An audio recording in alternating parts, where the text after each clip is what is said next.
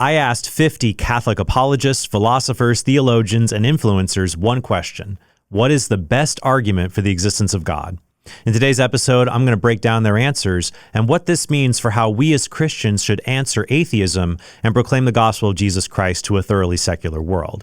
But first, a little background. Back in June, Protestant scholar Sean McDowell asked 100 Christian apologists, including myself, what is the best argument for God? By the way, Sean has written the best treatment on the martyrdom of the apostles, so I highly recommend it if you want to ramp up your who would die for a lie argument for the resurrection of Jesus. Now, I had a tough time deciding on my answer to the question for Sean's survey, but I eventually settled on the contingency argument for God's existence. I was shocked, however, to find out that no other Christian apologist in Sean's survey mentioned this argument. I was the only one. Trent, a Catholic apologist, was the only one who said contingency. Now, this is a kind of causological argument, but it moves from the existence of contingent things, like the universe, that didn't have to exist, as saying the best explanation for its existence is a necessary being. Afterwards, I went back through Sean's list of apologists and noticed that the vast majority of them, probably over 95%, were Protestant.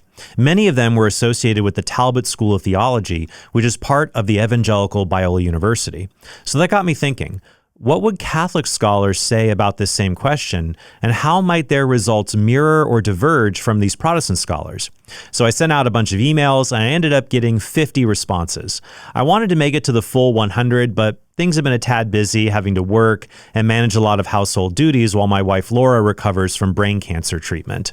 I think our favorite gift we received during this time is this t-shirt which says, "Brain surgery, 1 star. Did not enjoy, would not recommend." Still, I think 50 responses provides a wide enough sample to get reliable results among Catholics who engage, to some degree, in the public defense of the faith. So first, I'm going to summarize the results of Sean's survey of 100 Christian apologists, and then I'll compare it to the results from my survey.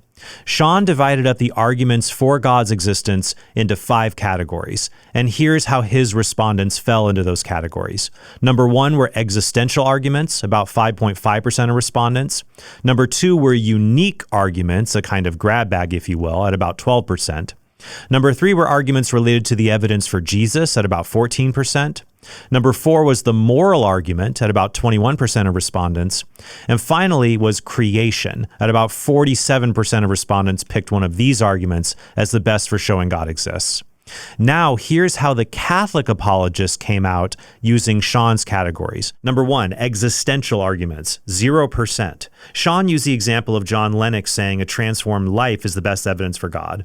None of the respondents in my survey said anything like that, but what I grouped under unique arguments might also be called existential, so let's take a look at those. Unique arguments came out to about 12%. This included Keith Nestor choosing the argument from Common Consent, which says universal belief in God is good evidence God exists.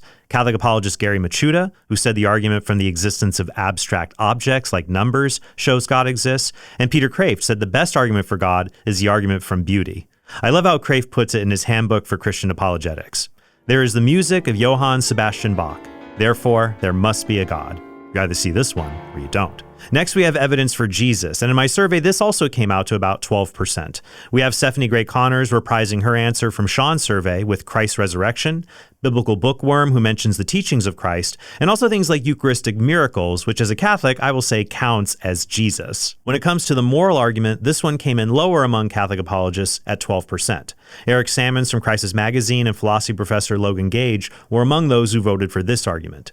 And finally, creation, which you can probably tell ate up a way bigger piece of the pie chart among Catholic apologists, coming in at a whopping 64%. But things get even more interesting. In Sean's video, he notes that creation is somewhat of a broad category, and it included people who voted for the Kalam cosmological argument, fine-tuning, and even intelligent design, or evidence from design seen in things like the structure of the cell, as the best arguments for the existence of God.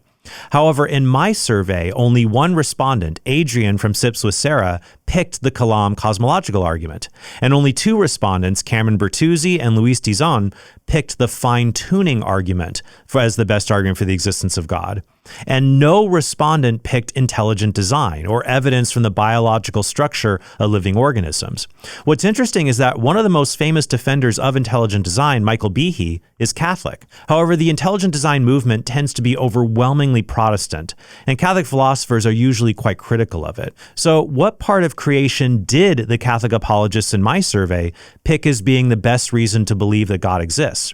Remember, I was the only apologist in Sean's survey to mention the contingency argument by name. However, that was certainly not the case with my survey. In my survey, 26% of all the Catholic respondents, 1 out of 4, picked the contingency argument by name as the best argument for God. This included Catholic apologists like Pat Madrid, Joe Heschmeyer, Matt Fradd, and Jimmy Akin, as well as Catholic philosophers like Tyler McNabb and Alex Pruss. Logan Gage also said the contingency argument was a very close second for him. Thank you, guys. I knew I was not alone out there. And 24% of respondents picked something that in many cases is very close to the contingency argument, and that would be one of St. Thomas Aquinas' arguments for the existence of God. This included Tim Staples from Catholic Answers, Christian Wagner of Scholastic Answers, who chose the argument from motion, which is Aquinas' first way, as well as Catholic philosopher Ed Feser, who chose the Aristotelian argument, which expands on what is commonly known as the argument from motion. To see some of my episodes defending the argument from motion that St. Thomas Aquinas makes, check out the links below. Catholic philosopher Frank Beckwith said the contingency argument is the best, and in particular, he mentioned St. Thomas Aquinas' argument in his work De Ente et Essentia. Dr. Feser also added as a runner-up Thomas's argument from the distinction between essence and existence. In fact, 12% of the respondents brought up not just St. Thomas Aquinas, but the De Ente et Essentia argument by name as being the best argument for God's existence. This includes Catholic philosophers like Carla Broussard, Rob Koons, and Gavin Kerr, who's written an entire book just on this argument. This argument notes that there is essence, what something is, and existence, that something is. The argument shows that the only way things exist with different kinds of essences is that there must be something whose essence just is existence.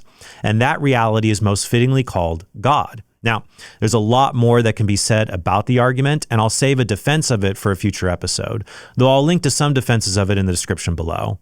Instead, what I want to explore is why the Catholic and Protestant apologetic responses to this question are so different. I emailed Sean and asked him if anyone in his survey mentioned St. Thomas Aquinas by name as having the best arguments for God, and he said he didn't recall anyone mentioning Aquinas. So why is that? Why are contingency arguments and Thomistic arguments, especially Thomistic contingency arguments, which was essentially my answer to the question, so popular among Catholics and not Protestants? When it comes to Aquinas, the answer might seem pretty obvious. He's one of the most famous doctors of the Church, and Pope Leo XIII said his philosophy has a pride of place in the life of the Church. The Pope encouraged the Church at the end of the 19th century to return to the scholastic method in order to combat modern secularism. In contrast, while the early Protestant reformers like the Lutheran Johann Gerhard or the Reformed Francis Turretin preserved much of the scholastic method, later Protestants gradually moved away from this mode of thinking.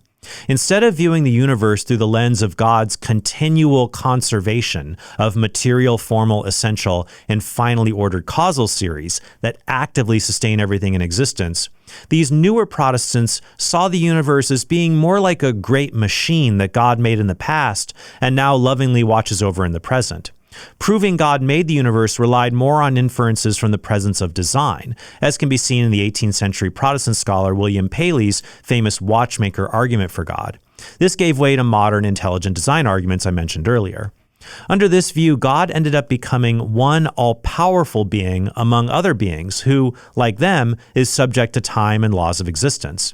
Arguments to prove God exists ended up focusing on showing that God started this universal machine, like the Kalam cosmological argument, one that Aquinas did not agree with, by the way, which is another reason it's not popular among Catholics.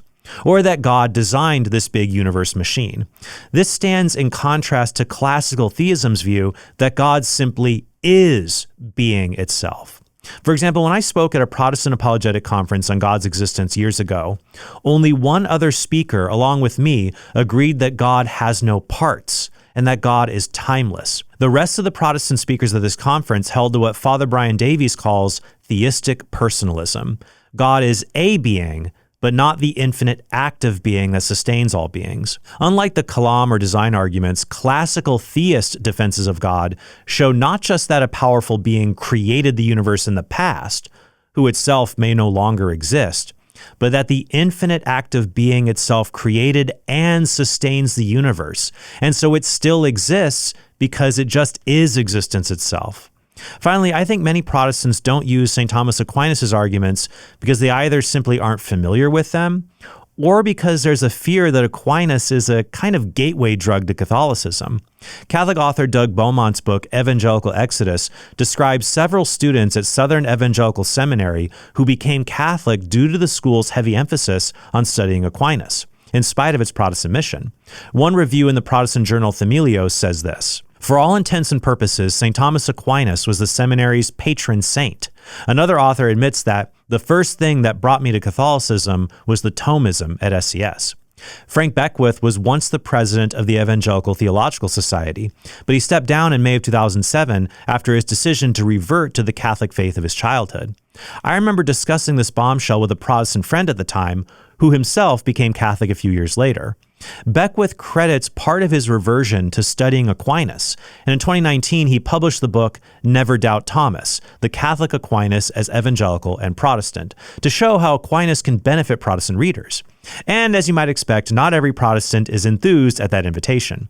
Here's James White from 2 years ago complaining about then Baptist author Matthew Barrett being too much of a Thomas Aquinas fanboy. When I point out Barrett's wildly imbalanced fascination with Thomas Aquinas, I don't know if he'll ever become a Roman Catholic. Maybe he will. Maybe he won't. I don't know. But it's wildly imbalanced. If you are at a Southern Baptist seminary and your students are drawing pictures of Thomas Aquinas for you, you might want to go, something strange. There's an imbalance, a massive imbalance. Just look at his timeline. I mean, if I, as a Calvinist, talked about Calvin half as much as Matthew Barrett talks about Thomas Aquinas, and all you got to do is go back to 2016 when he wrote a book on Sola Scriptura, that's not the same guy. White re-aired this clip a few weeks ago to run a victory lap now that Barrett has announced he's become Anglican, which White thinks is a gateway denomination to Catholicism. All this scholasticism that has been coming into Reformed Baptist circles, was coming into Midwestern, this is inconsistent with what defines Baptist theology, practice, and polity as well. And so if your students are drawing pictures of Aquinas, pretty soon they'll be drawing pictures of Pope Leo XIV. It's inevitable. That's the progress.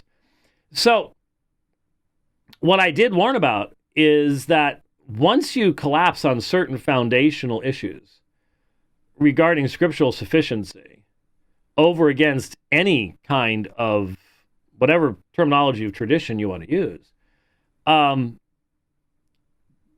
those are the people who, if they continue to seek consistency, will end up not only leaving our churches, but moving toward a different expression of Christian faith. And that might be certain highly liturgical churches. White's perspective is fairly common among particular American evangelicals who are skeptical of anything being an infallible rule of faith beyond Scripture, even reason itself. Mark Knoll warned about this all the way back in 1994 with his book, The Scandal of the Evangelical Mind. But not all evangelicals are like that. I asked Gavin Ortlund, who holds to classical theism and agrees with me that God is absolutely simple and timeless, to share with me some of his thoughts on the differences between these two surveys. Hey everyone, as a longtime appreciative viewer of the Council of Trent podcast, it's fun to be able to share some thoughts here. And I kind of want to acknowledge some of the weaknesses of my tribe of Christendom, which is evangelicalism, at least where I see things in the United States, and I think elsewhere as well. The nice way to say it may be that we have an underdeveloped appreciation of the contingency argument and many arguments like it. I would say probably all of Thomas Aquinas's 5 ways. These are well known, but I think evangelicals neglect them a lot. There are exceptions to that. So there's plenty of great evangelical philosophers, but I think they're probably more the exception. Now, personally, I love the contingency argument. The moral argument is the one that moves me the most existentially and emotionally, I think, because conscience is such a lively place where we experience God. But the contingency argument, to me, is maybe the simplest and best and just most forceful argument for God, at least philosophically. And over the last year and a half, as I'm working on a book on Christianity, it's the argument I'm leading off with, so my appreciation for it has deepened. I wonder if there's 2 reasons why evangelicals have been a bit weaker when it comes to the contingency argument. One is that we tend to not focus on philosophy as much in general, and to the extent that we do focus upon cosmological arguments, we tend to focus on the Kalam version of this argument, and part of that is probably due to the influence of William Lane Craig, who has popularized that argument and done a lot of great work rehabilitating it, but so much of the focus has gone there, and that argument has some weaknesses that the contingency argument doesn't. Another reason, though, I think, and this is a huge area where I think there can be mutual benefit from evangelicals and Catholics and other Christians talking more, and that is the weakness in my tribe with respect to classical theism and the doctrine of divine simplicity especially. This is an area where many evangelicals are a bit weak from my vantage point, and we've sort of fallen away from what standard views have been throughout church history. And it's just amazing how much the doctrine of divine simplicity comes up in the context of arguments for God and just in general sort of apologetics and philosophy. When you're looking for the unexplained explainer, the stopping point for explanation, that which makes sense of everything else, the idea of a God who is perfectly simple ends up being exactly what you need. And so I hope that evangelicals will do more to rehabilitate our use of the contingency argument and Thomas's other arguments. And I think this is an area where there can be a lot of fruitful conversation between evangelicals, Catholics, and other Christians. I also asked the Lutheran scholar Jordan Cooper to share his thoughts on mainline Protestantism's move away from contingency and scholastic arguments for God's existence, since his doctoral dissertation covers this phenomenon among the radical Lutherans. Check out Jordan's full explanation of the history of this shift in theology in the link in the description below. So if you're a Protestant, I would encourage you to learn about these powerful evidences for the existence of God, even though they have some Catholic accoutrements. And if you're Catholic, well, it doesn't hurt to study up on these resources. If you want to get started, I highly recommend Ed Fazer's book, 5 Proofs for the Existence of God. If you want the abridged version of that book, just read the first chapter on the Aristotelian argument for God, and then chapter 7, easily the best chapter of the book that answers lots of common objections to natural theology. I also recommend Pat Flynn's book, The Best Argument for God, Gavin Kerr's book on Aquinas' De Ente argument, and John DeRosa's Classical Theism podcast. Now, if you like a nice evangelical start to your arguments for God, check out Gavin Ortlund's book, Why God Makes Sense. Thank you all so much for watching, and I hope you have a very blessed day.